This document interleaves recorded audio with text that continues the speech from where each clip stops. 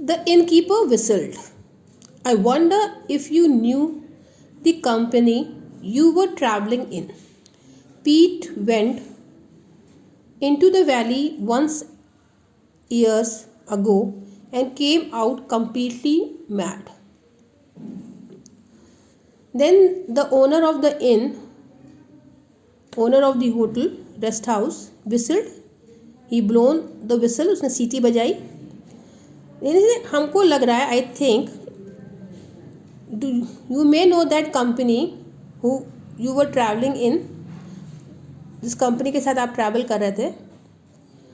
Pete went into the valley once year ago, यानी 1 साल पहले आप उस वैली में आए थे.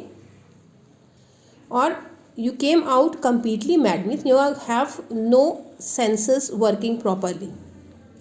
He's been loony ever since and keeps going back believing he knows where there's heap of gold.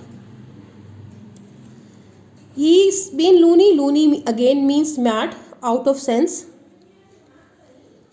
And keep going back. Every time he tells about the same story, means वो उन्हीं यादों में फिर चला जाता है. ये सोच के, ये बिलीव करके, he knows where there's heap of gold, कि उसको पता है कि वो heap of gold कहाँ पर है, that where is that treasure hidden. Maybe his madness helps him, for he's the only man I know who ever comes out again regularly.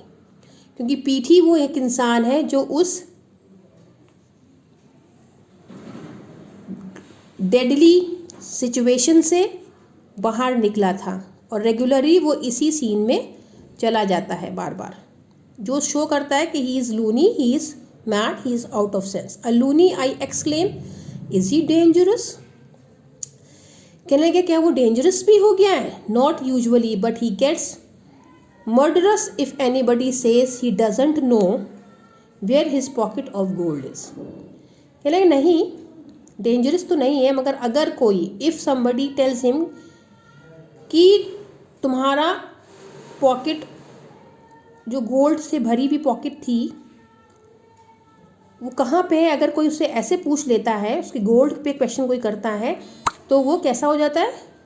Murderous हो जाता है, यानी किलिंग बन जाता है. Very he becomes dangerous. So that's what was wrong with Pete. I thought he was odd. Do you think he will come out this time? Do you think he will come out this time? ना, तो ये problem थी पीट के साथ. क्या आपको लगता है कि वो अब सही होगा? I guess so. I think so. The very next day, Pete wandered into the inn casually. I was at the counter, but he didn't give me a second glance. Pete again came wandering in the inn the next day. And the narrator who was sitting with him, he just saw him one time, and second time he did not even look at him. Weather's getting mighty warm, he remarked as I set up his table. जैसे उन्होंने table उसकी set की तो कहने weather कितना warm हो रहा है, एक्सट्रीमली वार्म होता जा रहा है. I said nothing about the wages he owed me. Somehow I thought it better not to. This person did not said anything about the wages, about the salary जो उसने उनको दी थी, but anyhow he thought that it is better not to speak on that matter, कि उसकी तबीयत फिर से खराब हो जाए. That's all with the chapter. Here the chapter is over.